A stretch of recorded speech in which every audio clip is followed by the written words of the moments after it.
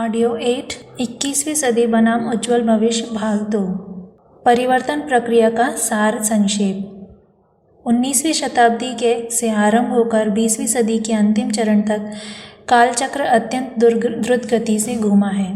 जितना भला बुरा पिछले हजारों वर्षों में नहीं बन पड़ा वह इस अवधि में हो चला। प्रगति के नाम पर असाधारण महत्व के आविष्कार, बौद्धिक तीक्ष्णता के पक्षधर प्रतिपादन, शिक्षा, चिकित्सा जैसे क्षेत्रों में नए निर्धारण, विशालकाय कल कारखाने इन्हीं दिनों लगे हैं। युद्ध सामग्री का उत्पादन एक नया व्यवसाय बनकर उभरा है।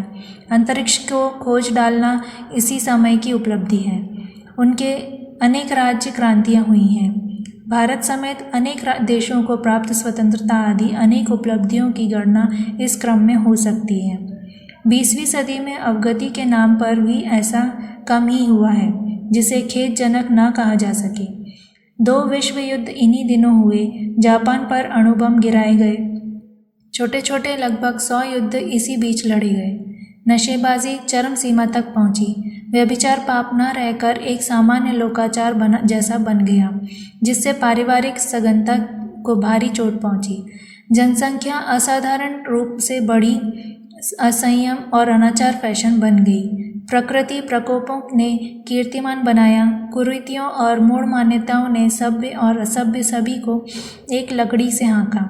अनौचित्य को रोकने और विकास उपक्रमों को बढ़ाने के लिए भी कुछ न कुछ होता ही रहा, पर वह विशिष्ट प्रगति करने और अवगति और औचित्य का अंकुश लगाने में यत्किंचित ही सफल हुआ। राष्ट्रसंघ से लेकर सरकारों के विकास कार्य और संस्थाओं के सुधार क्रम इतने सफल न हो सके जिसे कालचक्र की गतिशीलता पर संतुलन बिठा पाने का श्रेय मिल सके। कुल मिलाकर 20वीं सदी घाटे की रही। उसमें बना काम बिगड़ा ज़्यादा। इस संभावना को भविष्यवक्ता और दूरदर्शिता पहले से ही चेतावनी देते रहे थे। इसलिए मान्यता वाला 7 टाइम्स इस्लाम मान्यता की 14वीं सदी, भविष्य पुराण की विनाश, विकृति आदि को मिलाकर देखा जाए तो प्रतीत होता है कि विभीषिकाओं की आशंका अपनी विकरालता ही दिखाती रही। कालचक्र का क्रम ऐसा ही है कि नीचे की से ऊपर की ओर चलकर गोलाई बनाता है। 20वीं सदी की क्षतिपूर्ति 21वीं सदी में होगी। इसमें विकास उभरेगा और विनाश की खाई पड़ती जाएगी। इसलिए 21वीं सदी बनाम उज्ज्वल भविष्य का उद्घोष उजली परिस्थितियों का परिचायक ही माना जा सकता है। इस तथ्य की पुष्टि में अनेक दिव्यदर्शियों, आकलनकर्ताओं तथा पाश्चात्य प्रतिभाओं ने एक स्वर से समर्थन किया है। हमें आशा करनी चाहिए कि अगली शताब्दी नया माहौल लेकर आएगी। रात्रि की विदाई और प्रभात के आगमन को मध्यांतर संधि वेला कहा जाता है। उषाकाल, ब्रह्म मुहूर्त जैसे नाम उस समय को दिए जाते हैं। युग संधि के संबंध में मान्यता है कि यह 20वीं सदी के अंतिम 12 वर्षों में ही होनी है। सन 1979 से 2000 तक के 12 वर्ष इसी स्तर के माने जा रहे हैं। इसकी तुलना सर्दी और गर्मी के बीच आने वाली वसंत से अथवा गर्मी और सर्दी के मध्यवर्ती वर्षाकाल से की जा सकती है। इस अवधि में गलाई और ढलाई की दोनों परस्पर विरोधी दिखने वाली प्रक्रिया चलती दिखाई देगी। अवांछनीयताओं के उन्मूलन वाला उत्साह उभरेगा और नवसृजन के भव्य प्रवाह का आगमन दिख पड़ेगा। संधि काल का महत्व असाधारण माना गया है। धान्यों की मध्यवर्ती नोक की ही उपजाऊ होती है। गाड़ी के 2 पहियों को चलाने में मध्यवर्ती दूरी की ही प्रमुख भूमिका होती है। भोर होते ही घर घर में बुहारी लगती है और कुछ पकाने के लिए एक चूल्हा गर्म किया जाता है। यह दोनों ही प्रयोग युग संधि के मध्यांतर में नए सिरे से नए उत्साह से कार्यान्वित होते दिख पड़ेंगे। इन 2 मोर्चों पर एक साथ लड़ने के लिए प्रखर प्रतिभाओं सृजन शिल्पी के रूप में उभरेंगी और ऐसे पराक्रम प्रस्तुत करेंगी जिन्हें असाधारण की संज्ञा मिलेगी। हर काम मध्य गति से तो सदा सर्वदा चलता ही रहता है, पर विशेष समय में विशेष प्रयास ही अपनाए जाते हैं। अरुणोदय का स्वर्णिम सूर्य विशेष रूप से सुहावना होता है। अरुणोदय काल में चिड़ियाओं का फुदकते, कलियों को खिलते, मंदिरों में शंख बजते, ध्यान होते एवं हर क्षेत्र में नए सिरे से नई हलचल को उभरते देखा जाता है। प्राणवान कर्मयोगी उग्र सिद्धि के इन दिनों में अपने में नई उमंगें उभरती दिखेंगी। वे संघर्ष एवं सृजन के दोनों कार्यों में अपने पुरुषार्थ का हनुमान एवं अंगद जैसा परिचय देंगे। उनने लंका दमन, राम राज्य के सतयुग में सृजन में अपने को पूरी तरह खपाया था। इन भावनाओं से अनुप्राणित असंख्यों को देखा जा सकेगा। रीछ, वानर, गीध, गिलहरी, केवट, शबरी जैसे अल्प शक्ति वालों की भी भूमिका देखने योग्य होगी। प्रखर प्रतिभाएं तो युग सृजिताओं जैसी ऐतिहासिक भूमिका संपन्न करेंगी। युग संधि के 12 वर्षों में यह उत्साह उभरता उछलता दिखाई दे रहा है। स्वार्थों में कटौती और परमार्थ अपनाने के लिए हर प्राणवान में प्रतिस्पर्धा ठनेगी। शुभ के आगमन और अशुभ के पलायन के चिन्ह युग संधि के दिनों में ही अंकुरित होने लगेंगे। 21वीं सदी में नवयुग का वट वृक्ष बढ़ता परिपक्व होता जाएगा और कुछ ही वर्षों में इतना प्रौढ़ हो जाएगा कि भूतकाल से तुलना करने वाले इस ख्याति को एक स्वर से नवयुग कह सकेंगे। नवयुग समुद्र मंथन जैसा होगा, जिसमें समय की अब आवश्यकता के अनुरूप 14 रथ निकलेंगे। विज्ञान का दैत्य और अध्यात्म का देव दोनों ही पक्ष मिलकर समुद्र मंथन की भूमिका संपन्न करेंगे। प्रकृति मंद्राचल पर्वत जैसे मथनी का काम करेगी। मानवीय उत्साह वासुकी सर्प जैसी भूमिका संपन्न करेगा। दिव्य प्रेरणा का अदृश्य सहयोग कर्मावतार की तरह इन सब का भार अपनी पीठ पर धारण किए हुए होगा। राजशक्ति, बुद्धि शक्ति, धन शक्ति की महिमा महत्व से सभी परिचित हैं। नवयुग का अवतरण करने में चौथी शक्ति उभरेगी, प्रखर प्रतिभा। इसे भाव संवेदनाओं से भरी पूरी आदर्शवादी उमंग भी कह सकते हैं। यह सभी सुसंस्कारी नर नारियों को अनुप्राणित करेंगी, जो हम बदलेंगे युग बदलेगा का आदर्श प्रस्तुत कर रहे होंगे।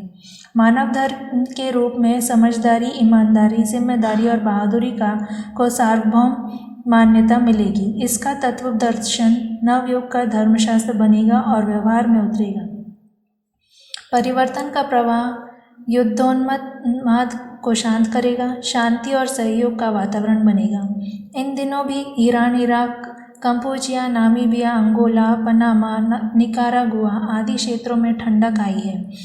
मनोमालिन्य वाले क्षेत्रों में रुझान बदला है। यह क्रम चलता रहेगा। विज्ञान का उपयोग अब युद्ध साधनों की प्रतिस्पर्धा में न होगा। बड़े शहर और बड़े कारखाने अनुपयोगी सिद्ध हो रहे हैं। इनकी ओर से मुंह मोड़ते हुए देहात कस्बों के रूप में बदलेंगे। कुटीर उद्योग पनपेंगे और ग्राम्य विकास की नई लहर चलेगी। विज्ञान, पूंजी और कौशल के उसी केंद्र पर केंद्रित हो जाने से प्रदूषण, शहरी गिचपिच, अस्वस्थता और बेकारी जैसी प्रमुख समस्याओं का समाधान निकलता चला जाएगा। जनशक्ति अपनी प्रगति की आवश्यकताओं को अपने बलबूते संभव बनाएगी। अनुदानों, अनुग्रहों की अपेक्षा न करके समयदान एवं अंशदान के सहारे इतने साधन जुटा लेगी, जिनके सहारे सर्वतोमुखी प्रगति के लिए जिन आधारों को खड़ा किया जाना है, उन्हें बिना किसी कठिनाई के जुटाया जा और बढ़ाया जा सके। समुद्री जल को पेय बनाना और सूर्य शक्ति को ऊर्जा के लिए प्रयुक्त करना, यह दो कार्य 21वीं सदी की प्रधान उपलब्धि होगी। रेगिस्तान उपजाऊ भूमि में बदले जा सकेंगे। समझदारी बढ़ने के साथ जनसंख्या वृद्धि का अनौचित्य सबकी समझ में आ जाएगा और अमर्यादित प्रजनन समाप्त हो जाएगा।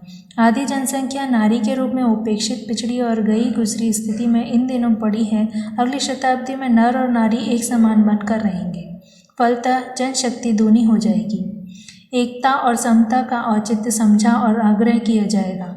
संप्रदाय, क्षेत्र, भाषा, जाति आदि के नाम पर चल रही विषमता घटती और मिटती जाएगी। एक धर्म, एक जाति एवं एक भाषा जैसी मान्यताएं दिन दिन प्रबल होती जाएंगी।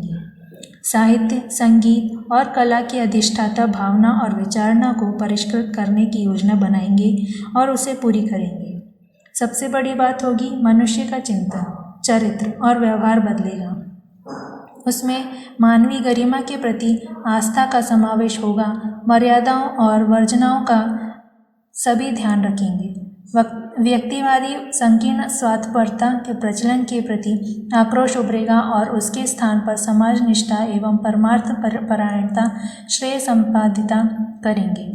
भावी संभावनाओं में से यहाँ कुछ का भी उल्लेख है।